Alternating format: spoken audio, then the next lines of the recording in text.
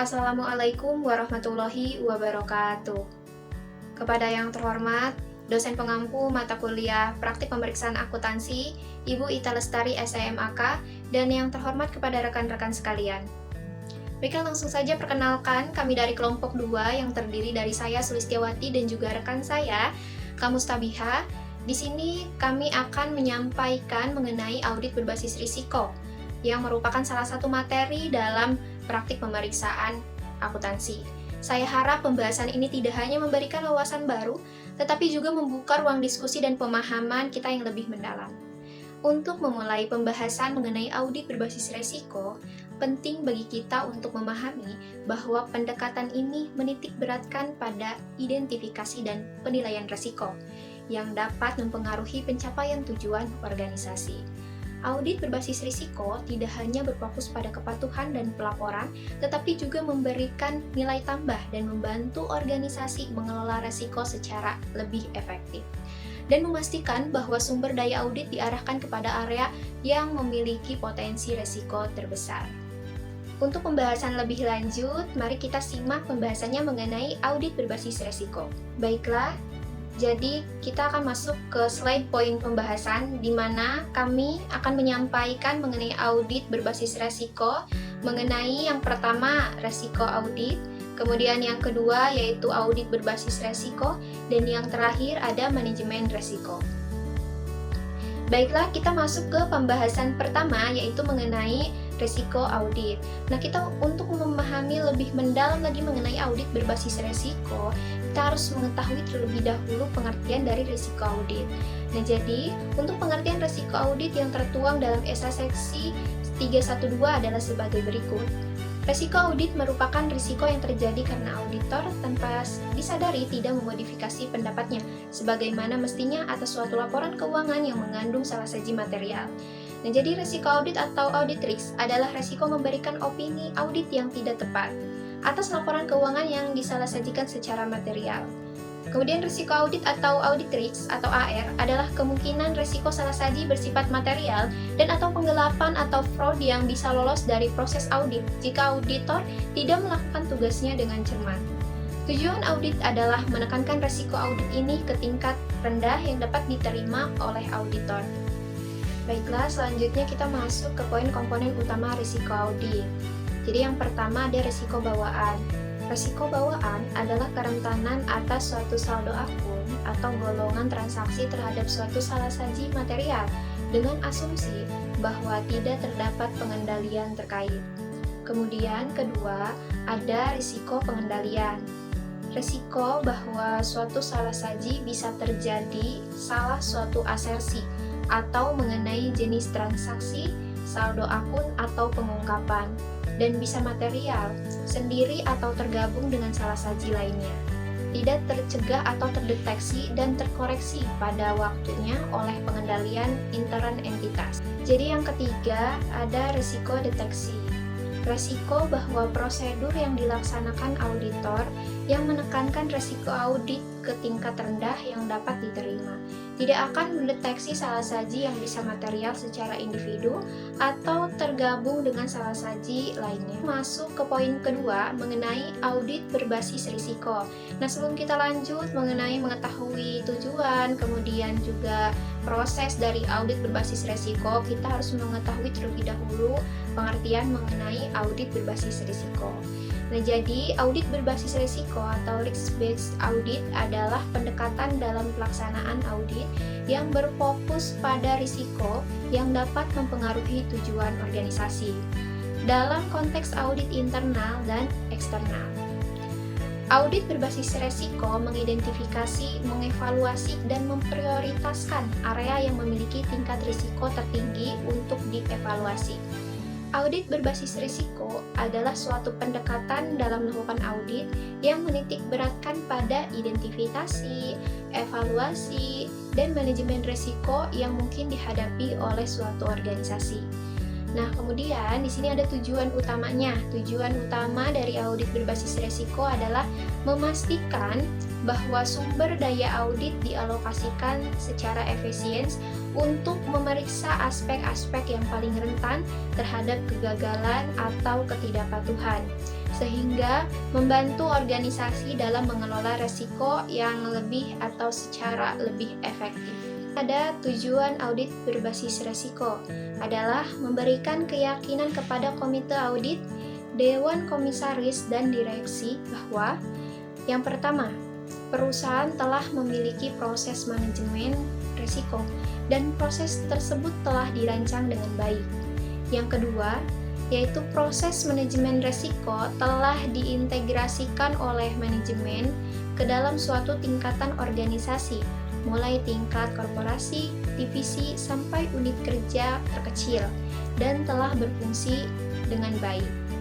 Yang ketiga, yaitu kerangka kerja internal dan tata kelola yang baik telah tersedia secara cukup dan berfungsi dengan baik guna mengendalikan risiko. Selanjutnya yaitu ada manfaat audit berbasis risiko. Audit berbasis risiko mempunyai manfaat yang banyak bagi organisasi. Antara lain, yang pertama yaitu menjadi sistem check dan balance terhadap kontrol organisasi. Yang kedua, meningkatkan kemampuan dalam mengidentifikasi kesalahan dalam laporan keuangan. Yang ketiga, meningkatkan kemampuan dalam mengidentifikasi dan mengukur risiko. Yang keempat, yaitu meningkatkan kemampuan dalam mengidentifikasi adanya fraud atau masalah lainnya. Yang kelima, yaitu mengungkap temuan mengenai kelemahan yang dimiliki manajemen. Tahapan audit berbasis risiko. Yang pertama yaitu identifikasi risiko. Jadi, audit berbasis risiko dimulai dengan mengidentifikasi semua potensi risiko yang mungkin dihadapi oleh perusahaan. Ini melibatkan pengumpulan informasi tentang lingkungan bisnis, kebijakan, prosedur, dan sejarah risiko yang pernah dialami. Yang kedua yaitu evaluasi risiko. Perusahaan perlu memiliki dampak potensial dari setiap risiko dan kemungkinan terjadinya hasil evaluasi. Ini akan membantu perusahaan dalam menentukan risiko mana yang perlu mendapatkan perhatian yang lebih lanjut. Kemudian yang ketiga, ada perencanaan dan pelaksanaan audit. Nah, audit berbasis risiko memerlukan perencanaan yang matang. Setelah menilai risiko, perusahaan perlu membuat rencana audit yang mencakup tujuan, ruang lingkup, metode, dan jadwal pelaksanaan audit. Nah, pelaksanaan audit dilakukan sesuai dengan rencana yang telah dibuat. Selanjutnya yaitu ada pelaporan dan tindak lanjut. Jadi, hasil audit berbasis risiko perlu dilaporkan kepada pihak yang berkepentingan. Laporan ini harus mencakup temuan-temuan, rekomendasi, dan tindak lanjut yang direkomendasikan. Tindak lanjut merupakan langkah krusial untuk memastikan bahwa perbaikan dan perubahan yang diperlukan benar-benar dilakukan. Langkah-langkah audit berbasis risiko. Jadi, makna audit berbasis risiko tersirat dalam bagan proses audit. Suatu audit berbasis risiko mengandung 3 langkah, yaitu yang pertama ada risk assessment atau menilai risiko, yaitu menjalankan prosedur penilaian risiko dengan mengidentifikasi risiko dalam laporan keuangan. Tugas auditor pada tahap ini adalah mencari peristiwa apa saja yang terjadi dan berpotensi terjadinya salah saji material pada laporan keuangan. Untuk tahap pertama yaitu menilai terlebih dahulu, mengidentifikasi risikonya terlebih dahulu dalam laporan keuangan. Nah, kemudian kita masuk ke tahap yang kedua, yaitu control risk atau pengendalian risiko, yaitu melakukan identifikasi risiko salah saji material yang sudah dinilai pada tingkat laporan keuangan pada prosedur yang pertama. Jadi ini adalah tindak lanjutnya dari pengidentifikasian yang pertama itu, kemudian terus dilakukan identifikasi seperti itu. Nah, kemudian ketiga ada reporting atau pelaporan. Jadi, dalam tahap ini, audit memberikan pendapat dan tanggapan dari bukti-bukti yang telah diperoleh. Kemudian, membuat laporan yang tepat dan dari kesimpulan yang didapatkan, agar memberikan kemudahan dalam pengambilan keputusan bagi pengguna laporan keuangan. Baik, saya di sini akan melanjutkan materi tentang langkah-langkah audit berbasis risiko secara detailnya. Langkah pertama yaitu Risk Assessment. Berdasarkan ISA 3153 tentang tujuan auditor, pada tahap penilaian risiko adalah mengidentifikasi dan menilai risiko salah saji material, kesalahan ataupun kecurangan pada laporan keuangan melalui pemahaman entitas dan lingkungan bisnis klien. Proses risk assessment yang pertama itu identifikasi rasio. Identifikasi rasio ini maksudnya yaitu apa yang dapat terjadi, kapan, di mana, dan bagaimana mendefinisikan risiko dan mengkategorikan risiko. Contoh dari identifikasi rasio ini yaitu memperoleh pemahaman strategis bisnis klien dan memperoleh serta menilai risiko.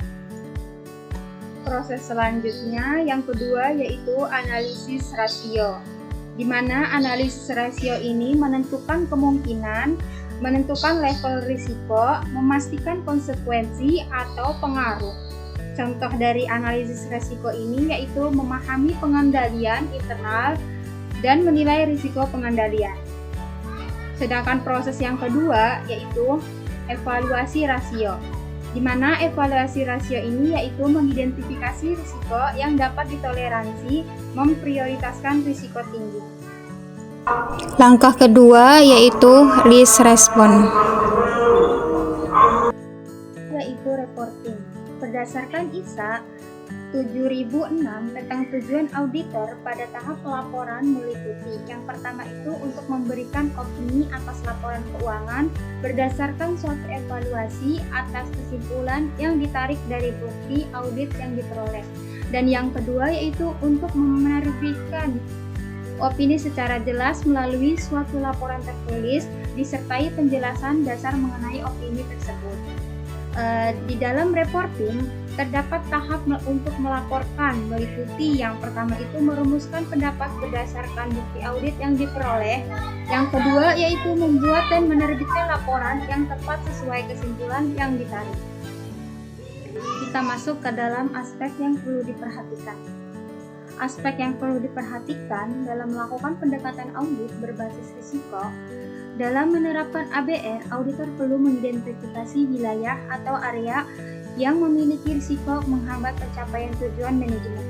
Auditor dapat mengalokasikan sumber daya auditnya berdasarkan hasil identifikasi atas kemungkinan dan dampak terjadinya risiko wilayah risiko rendah menjadi prioritas akhir alokasi sumber daya audit. Oleh karena itu, dalam ABR, auditor harus melakukan analisis dan penaksiran risiko yang dihadapi audit. Dalam melakukan analisis dan penaksiran risiko, auditor perlu memperhatikan hal-hal sebagai berikut. Yang pertama itu risiko kegiatan dari audit, yaitu risiko terjadinya suatu kejadian yang dapat mempengaruhi pencapaian tujuan dan sasaran manajemen. Cara manajemen mengurangi atau minimalisir risiko. Yang kedua yaitu wilayah atau area yang mengandung risiko dan belum diidentifikasi oleh manajemen secara memadai atau bahkan tidak diketahui sama sekali oleh manajemen.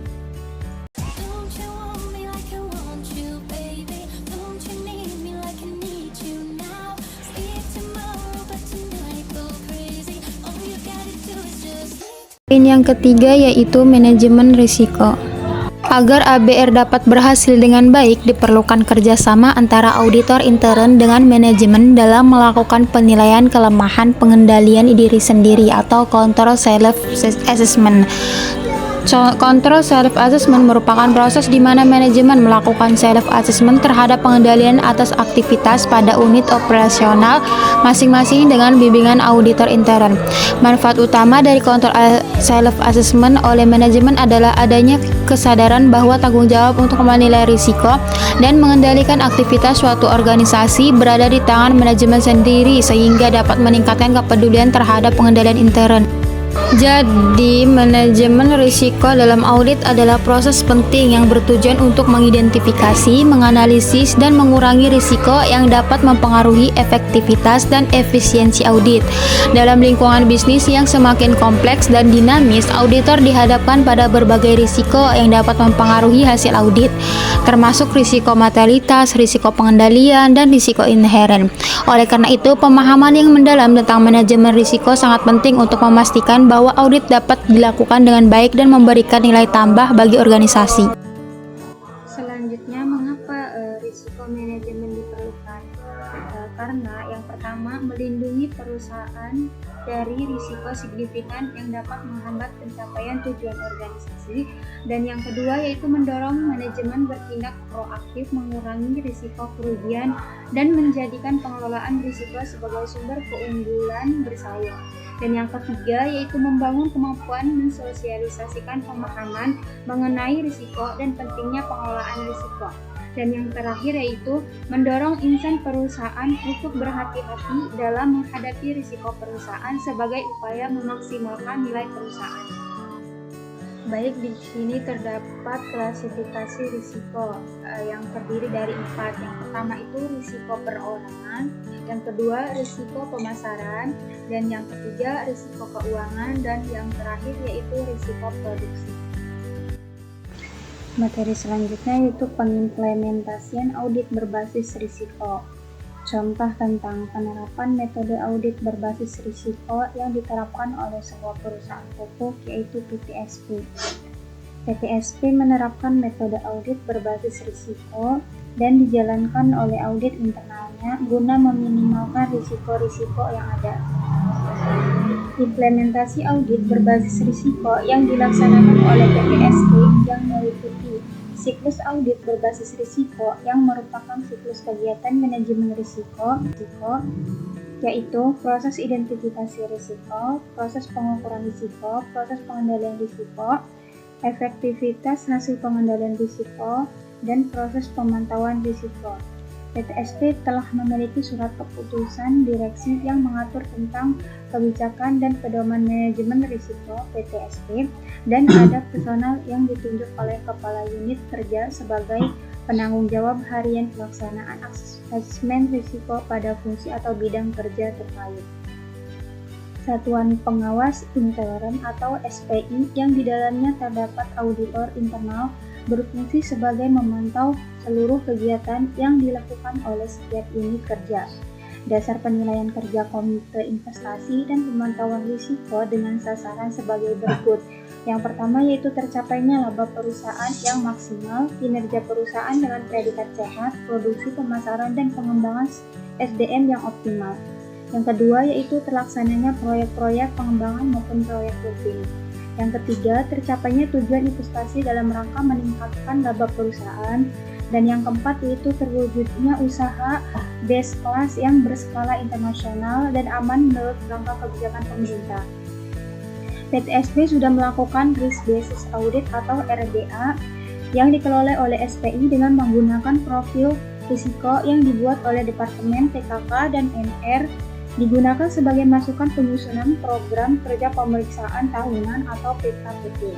Departemen Anggaran sudah melakukan penyusunan anggaran berdasarkan prioritas tingkat risikonya, dan unit kerja yang mengajukan anggaran lebih dari nilai tertentu yang ditetapkan harus melengkapi dengan kajian risiko atau risk basis budgeting. Komunikasi dan konsultasi antara unit bisnis, DEP, MR, dan SPI untuk melaksanakan monitoring dan review secara periodik agar tercipta suatu budaya manajemen risiko yang terpadu di seluruh proses, dan seluruh ini perusahaan belum dilakukan secara optimal.